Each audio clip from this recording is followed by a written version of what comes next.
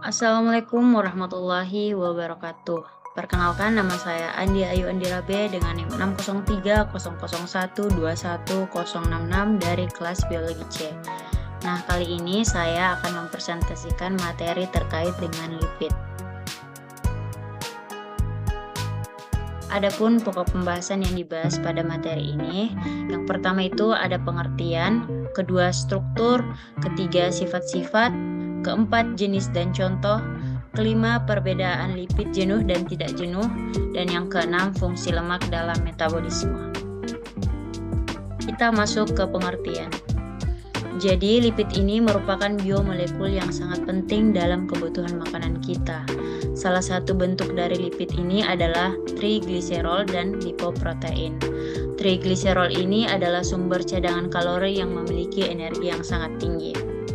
Kemudian lipid ini bersifat amfifilik, artinya lipid mampu membentuk struktur seperti vesikel, liposom atau membran lain dalam lingkungan basah.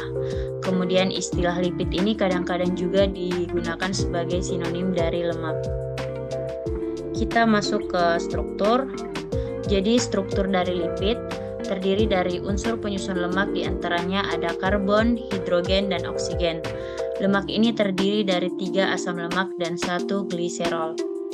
Jika ketiga struktur R1, R2, dan R3 sama, maka disebut dengan lemak sederhana, tetapi jika berbeda maka disebut dengan lemak campuran. Nah, kita masuk ke sifat-sifat lipid.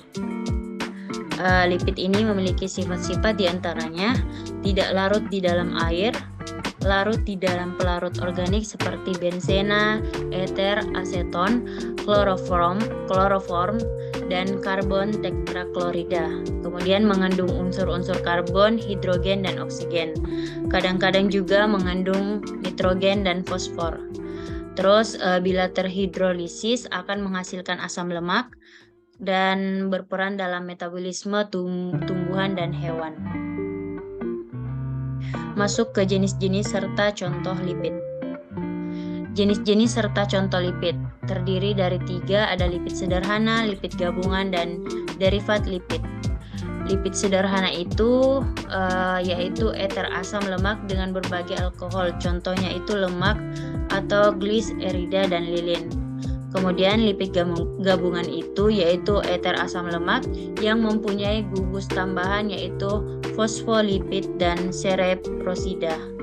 Kemudian derivat lipid. Nah, derivat lipid yaitu senyawa yang dihasilkan oleh proses hidrolisis lipid, contohnya asam lemak, gliserol, dan sterol. Kita masuk ke perbedaan lipid jenuh dan tidak jenuh. Nah, perbedaan dari lipid jenuh dan tidak jenuh. Lipid jenuh ini adalah jenis lemak yang pada umumnya ditemukan di hewan seperti daging unggas, daging merah, dan lain-lain. Struktur lemak jenuh ini memiliki ikatan yang lebih padat dan tidak memiliki ikatan rangkap ganda pada struktur kimianya. Kemudian lipid tidak jenuh. Nah, lemak tidak jenuh ini umumnya ditemukan pada tumbuhan, meskipun ada pula yang mengandung asam lemak jenuh, contohnya itu minyak sawit. Lemak tidak jenuh ini hanya mengandung satu ikatan rantai ganda pada struktur kimianya. Terakhir kita masuk ke fungsi lemak dalam metabolisme. Nah, fungsi lemak dalam metabolisme ini sebagai bahan bakar metabolik untuk memberikan energi kepada sel-sel tubuh, komponen struktural membran sel, komponen pembentuk insulator untuk mengurangi penurunan panas tubuh, menghemat protein, memberi rasa kenyang dan kelezatan, merendam dampak benturan pada organ tubuh, dan sebagai komponen pembentuk hormon. Mungkin itu saja yang bisa saya sampaikan terkait dengan materi lipid. Mohon maaf atas kekurangannya. Saya akhiri dengan ucapan wabillahi taufiq wal hidayah. Wassalamualaikum warahmatullahi wabarakatuh.